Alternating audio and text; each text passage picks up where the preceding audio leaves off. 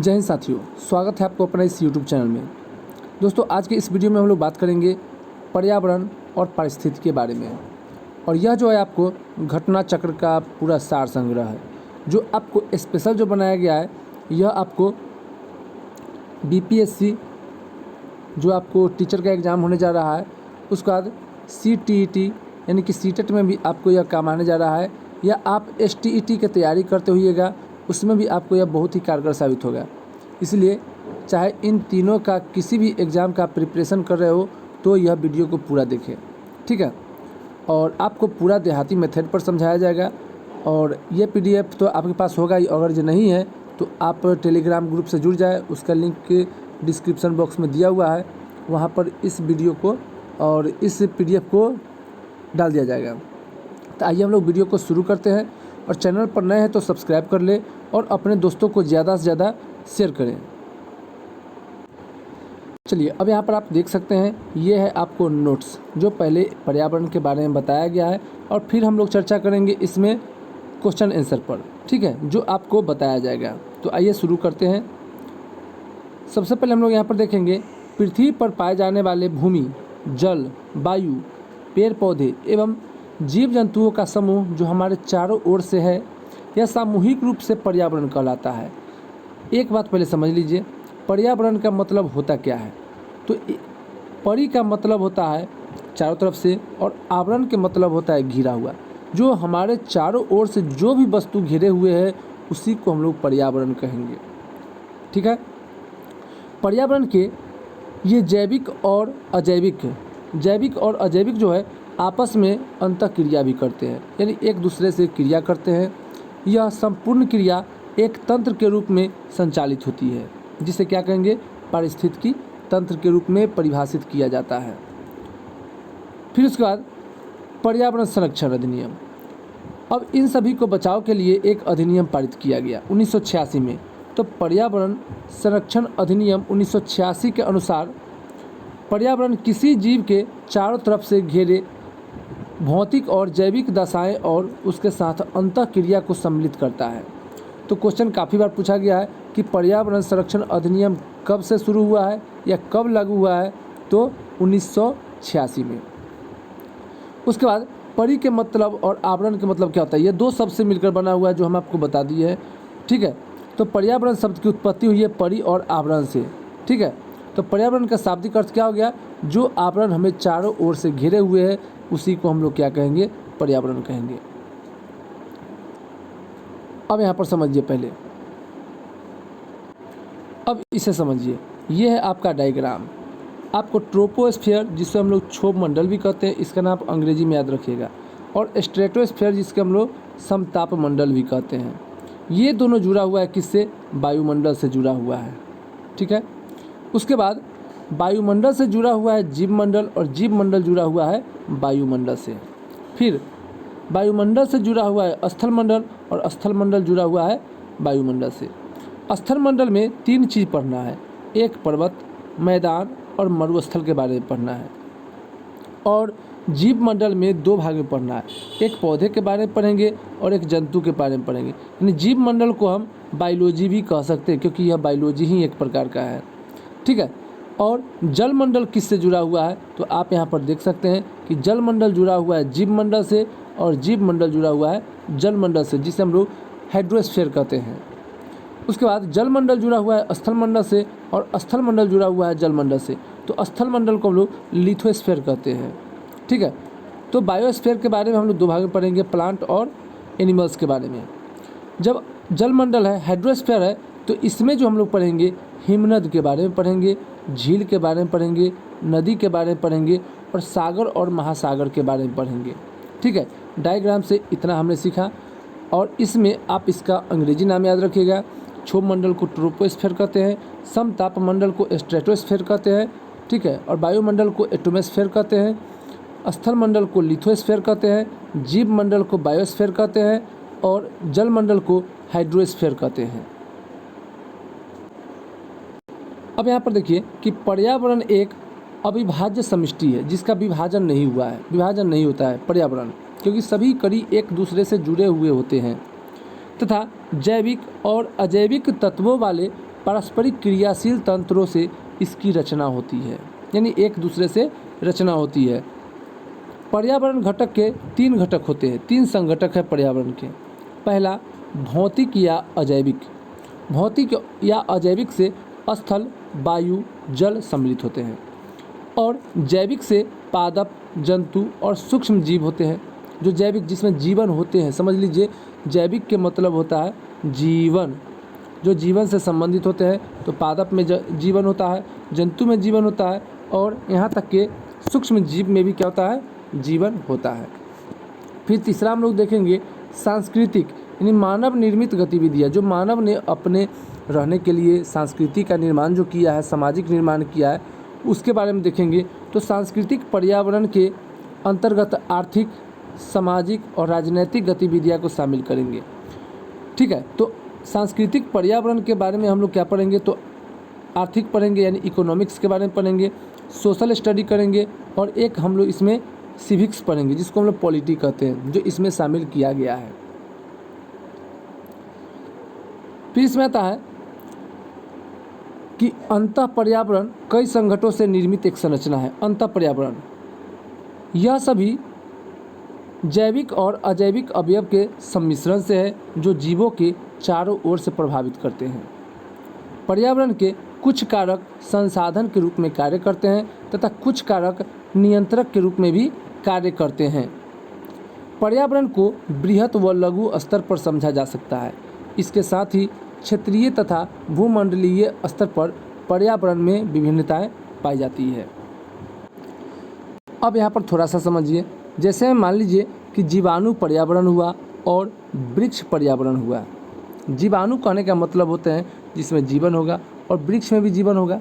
तो जीवाणु की संख्या कम होगी, ठीक है, यहाँ पर जीवाणु की संख्या कम होगी, लेकिन वृक्ष जो है यह बृहत मात्रा में पाए जाते हैं। और यह सभी किसका स्तर है, तो ये सभी आपको पर्यावरण का स्तर है। तो विभिन्नताएं इसमें यदि देखा जाए, सबसे पहले पर्यावरण में स्तर जो है 2 गो है, एक लघु है और एक बृहत है।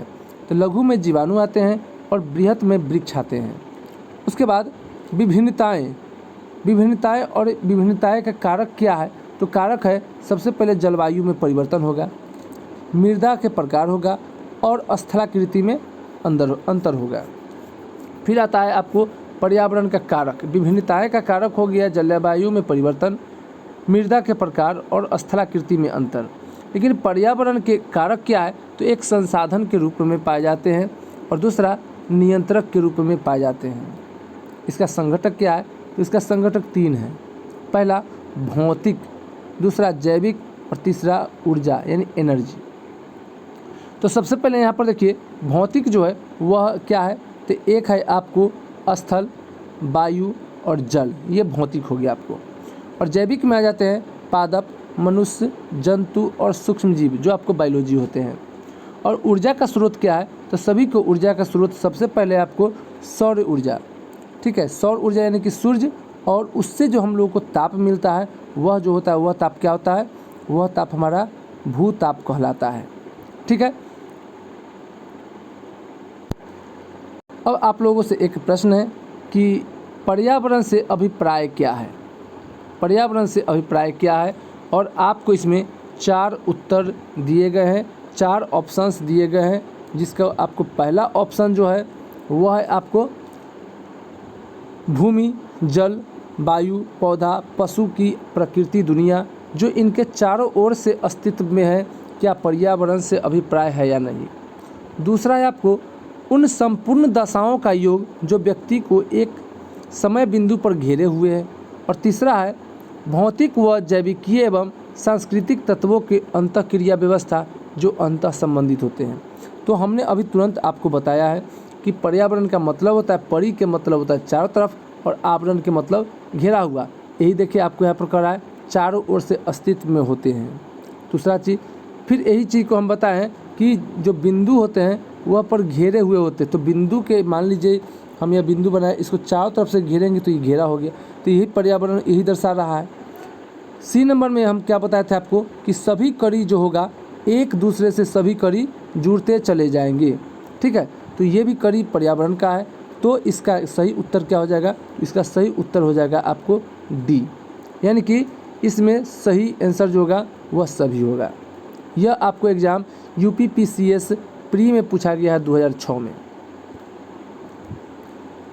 ठीक है, अब यहाँ पर देखिए उसका डिस्कर्स पहले देख लीजिए कि पृथ्वी पर पाए जाने वाले भूमि, जल, वायु, पेड़ पौधे, जीव जंतु का समूह जो हमारे चारों ओर से घिरे हैं सामूहिक रूप से पर्यावरण कहलाते हैं। पर्यावरण का ये अजैविक और जैविक संगठक आपस में अंतःक्रिया भी करते हैं। यह संपूर्ण प्रक्रिया एक तंत्र के रूप में संचालित होते हैं जिसे पारिस्थितिकी तंत्र के रूप में परिभाषित किया जाता है। पर्यावरण संरक्षण अधिनियम 1986, हम बोले थे, आप इसे याद रखिएगा कि 15 पर्यावरण संरक्षण अधिनियम 1986 में लागू हुआ था।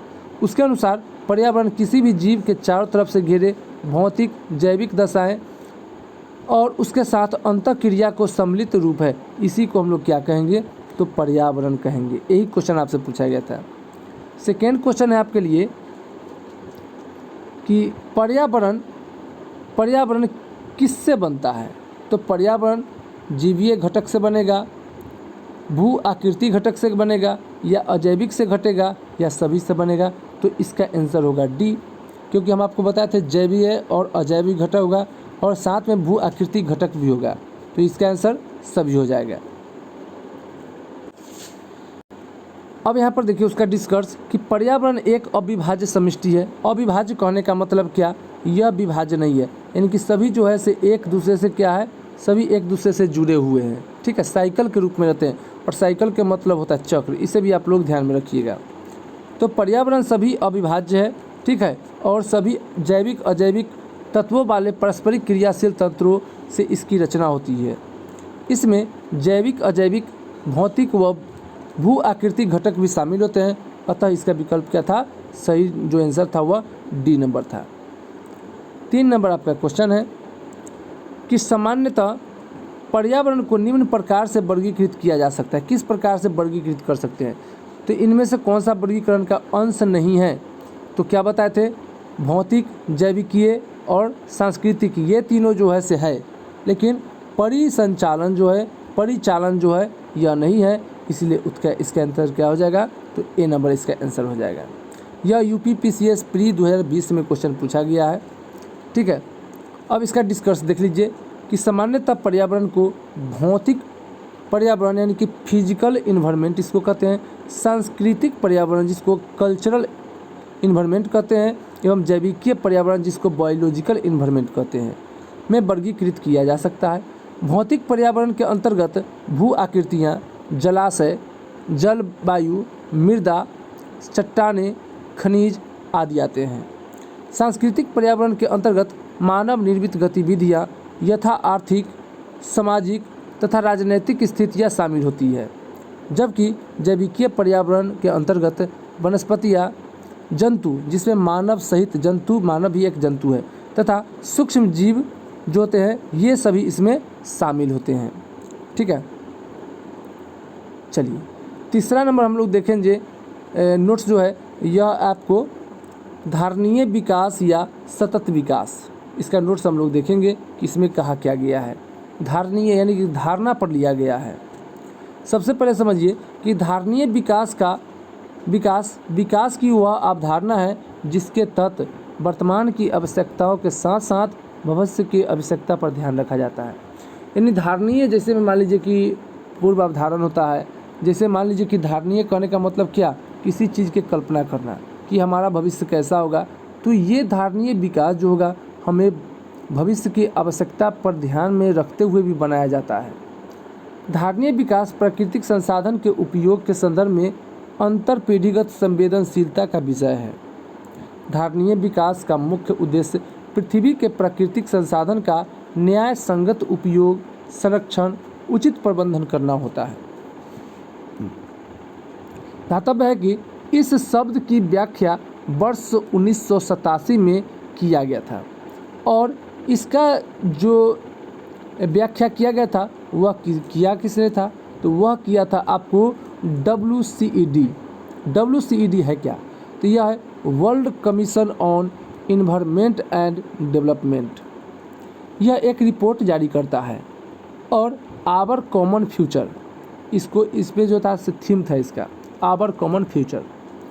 वर्ष 1992 में आयोजित पृथ्वी सम्मेलन में घोषित एजेंडा 21 जो रियो जेनेरो में था, रियो डी जेनेरो, इसके प्रति पूर्ण समर्थन व्यक्त किया गया था।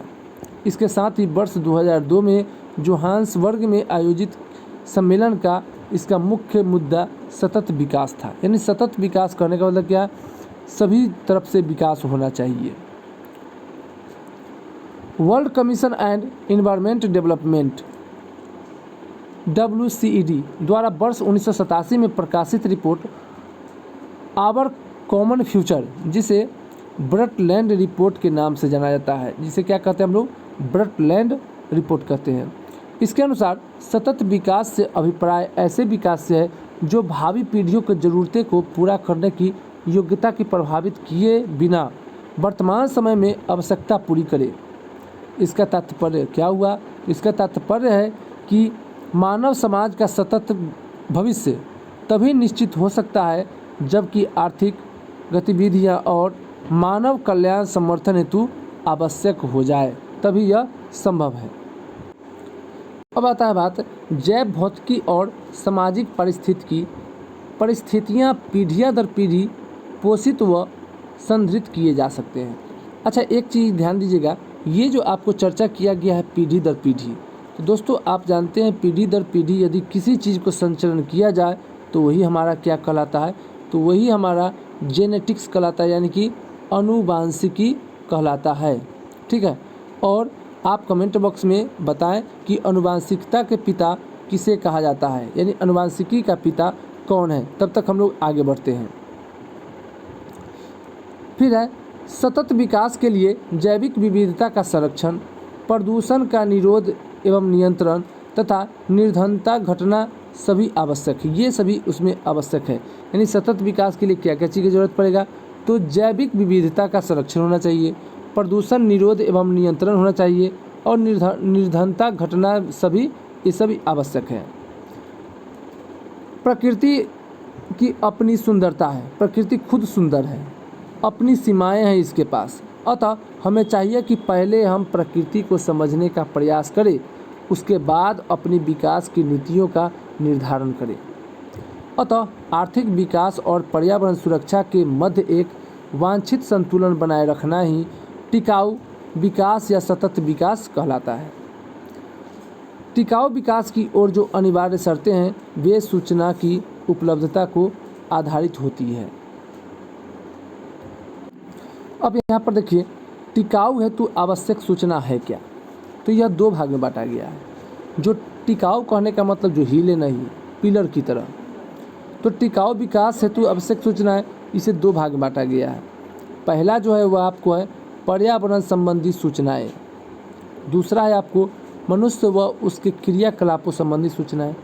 जैसे पर्यावरण संबंधी सूचनाएं होगा जो आपको नेचुरली होगा, और मनुष्य को क्रियाकलाप संबंधी सूचना होगा यह आपको मनुष्य से ही संबंधित होगा, यह प्रकृति नहीं होगा।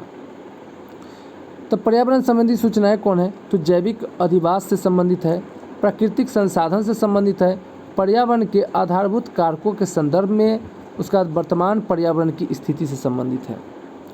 मनुष्य व उसके क्रियाकलापों से संबंधित सूचनाएं कौन है, तो सबसे पहले है जनसंख्या वृद्धि, फिर आता है जनसंख्या का आकार, विभिन्न संसाधन व खाद्य उपलब्धता, गैर अनिवार्य संरचनात्मक सुविधाएं, औसत जीवन स्तर तथा प्रति व्यक्ति आय और तकनीकी स्तर, ये सभी आपको मनुष्य के क्रियाकलाप से संबंधित सूचना है। ठीक है, उसके बाद उल्लेखनीय है। उल्लेखनीय का मतलब क्या होता है, इसके बारे में चर्चा किया गया है कि ये सूचनाएं सुदूर संवेदन तकनीक, सांख्यिकी विधि तथा भौगोलिक सूचना तंत्र व पर्यावरण सूचना तंत्र इत्यादि तरीकों से प्राप्त की जाती हैं। इन प्राप्त सूचनाओं के आधार पर अनुकूलतम स्तर का निर्धारण किया जाता है, फिर विकास की योजनाओं की रूपरेखा को तैयार की जाती है। अब हम लोग एक चीज़ देखेंगे कि world commission on environment and development, जिसको WCED द्वारा वर्ष 1987 में प्रकाशित report per hour common future, जिसे ब्रटलैंड रिपोर्ट के नाम से जाना जाता है, इसके अनुसार सतत विकास के अभिप्राय से ऐसे विकास से है जो भावी पीढ़ियों की ज़रूरतें को पूरी करती है। भावी कहने का मतलब क्या होता है, होने वाला या आने वाला, यानी कि भविष्य के बारे में, फ्यूचर के बारे में इसमें सोचा जाता है। उसको प्रभावित किए बिना वर्तमान समय की आवश्यकता को पूरी करे। इसका तात्पर्य यह है कि समाज सतत भविष्य सभी सुनिश्चित हो सकता है, जबकि आर्थिक गतिविधियों और मानव कल्याण के समर्थन हेतु आवश्यक जैविक, भौतिक तथा सामाजिक पारिस्थितिकीय परिस्थितियाँ पीढ़ी दर पीढ़ी पोषित व संदृढ़ किए जा सकते हैं। इस प्रकार कथन जो होता है वह आपको क्वेश्चन आंसर जो होता है कथन निष्कर्ष में इस प्रकार का आपको देखने को मिलता है। फिर एक क्वेश्चन है आप लोगों के लिए, यहाँ पर देख सकते हैं कि क्वेश्चन है कि वर्ष 1987 में संयुक्त राष्ट्र में पर्यावरण से संबंधित एक प्रतिवेदन प्रस्तुत के उपरांत धारणीय विकास, सस्टेनेबल डेवलपमेंट पर चर्चा प्रारंभ हुई थी। वह प्रतिवेदन क्या था? तो वह प्रतिवेदन क्या था? जलवायु परिवर्तन पर पहला प्रतिवेदन था, ओवर कॉमन फ्यूचर पर था, जलवायु परिवर्तन पर दूसरा प्रतिवेदन था या पांचवा था। तो हमने आपको बताया है कि ये जो है आपको फ्यूचर के बारे में सोचता है, ठीक है, ये जो है फ्यूचर के बारे में इसमें सोचा जाता है, इसीलिए इसका उत्तर हो जाएगा आपको बी, कॉमन फ्यूचर। उसके बाद जो होता है आपको एक और क्वेश्चन है जो आपको कूट में बताया जाता है। क्वेश्चन है कि निम्नलिखित घटनाओं को काल अनुक्रमिक क्रम में व्यवस्थित कीजिए ताकि नीचे दिए गए कूट सही उत्तर को चुना जाए। सबसे पहले रियो पृथ्वी शिखर सम्मेलन हुआ, सजाना है। फिर ब्रटलैंड रिपोर्ट का प्रकाशन हुआ, फिर मॉन्ट्रियल प्रोटोकॉल का प्रवर्तन हुआ, फिर the limit tooth growth report का प्रकाशन हुआ। ये आपको 4 गो कूट में दिए गए हैं। चलिए हम लोग चारों ऑप्शन को पहले देख लेते हैं। यहाँ पर आपको 4 ऑप्शन दिया गया है कि सबसे पहले हुआ क्या है। तो सबसे पहले आप यहाँ पर देख सकते हैं कि सबसे पहले द लिमिट ग्रोथ रिपोर्ट का प्रकाशन हुआ था सबसे पहले। फिर उसके बाद ब्रटलैंड रिपोर्ट आया 2 नंबर में। उसके बाद यानी कि 1 नंबर में हो गया आपको 4, फिर हो गया आपको 2। उसके बाद आपका हुआ मॉन्ट्रियल प्रोटोकॉल हुआ, यह आपको आया 3। और उसके बाद रियो जेनेरो हुआ था 1 नंबर, यानी कि 4, 2, 3, 1 इसका आंसर होगा। तो इसका सही उत्तर है आपको कौन? तो बी नंबर, 4, 2, 3, 1। अब इसका जो है डिटेल्स है क्या, अब आप यहाँ पर देख सकते हैं। सबसे इम्पोर्टेंट चीज़ है ये द लिमिट ग्रोथ रिपोर्ट प्रकाशन जो हुआ था 1972 में हुआ था। पृथ्वी जो था रियो पृथ्वी शिखर सम्मेलन रियो डी जेनेरो में हुआ था, वह 1992 में हुआ था। ब्रटलैंड आयोग रिपोर्ट जो हुआ है वह आपको अप्रैल 1987 में, और मॉन्ट्रियल प्रोटोकॉल जो हुआ था प्रवर्तन वह जनवरी 1989 में किया गया था। ठीक है, तो इसे आप लोग ध्यान में रखिएगा। उसके बाद एक और क्वेश्चन है कि सतत विकास के लिए आवश्यक क्या है। सतत विकास के लिए पहला है जैव विविधता का संरक्षण, दूसरा प्रदूषण का निरोध एवं नियंत्रण, तीसरा है निर्धनता को घटाना, और चौथा है उपयुक्त में से सभी। अब सुनिए, पहले समझिए सतत विकास क्या है। तो सतत विकास करने के लिए हमको क्या चाहिए? तो जैव विविधता को हमको संरक्षण करना होगा, ये बात सही है। दूसरा प्रदूषण का निरोध यानी नियंत्रण करना होगा, या तो आप प्रदूषण पर कंट्रोल कीजिए और नहीं तो आप उसको पूरी तरह से समाप्त कीजिए, तो ये बात भी सही है विकास के लिए। तीसरा, हमारे देश में निर्धनता बहुत है, ठीक है, गरीबी बहुत है, उसे भी दूर करना है, हटाना है, तो ये बात भी सही है। तो सतत विकास के लिए इनमें से सही सभी होगा। ठीक है, अब इसमें ध्यान दीजिएगा कि सतत विकास के लिए जैविक विविधता का संरक्षण, प्रदूषण नियंत्रण, निरोध एवं नियंत्रण तथा निर्धनता सभी घटाना आवश्यक है। आर्थिक विकास और पर्यावरण सुरक्षा के मध्य एक वांछित संतुलन बनाना है। टिकाऊ विकास सतत विकास है, जो टिकाऊ विकास होगा या इसे हम लोग सतत विकास भी कहते हैं, जो टिके। अड़ा हुआ रहे। वर्तमान में राजनीतिक परिदृश्य में यह भूमंडलीय दृष्टिकोण बन चुका है। टिकाऊ विकास की जो अनिवार्य शर्तें हैं वे सूचना को उपलब्ध पर आधारित होते हैं। तो दोस्तों अगले वीडियो में हम आपको बताएंगे कार्बन चक्र के बारे में, पृथ्वी पर कैसे कार्बन चक्र होता है। ठीक है, तो वीडियो को लाइक करें, शेयर करें और अपने दोस्तों में ज़्यादा से ज़्यादा यह जो भी ग्रुप चलाते हो उन सभी में शेयर करें। फिर मिलेंगे अगले वीडियो में।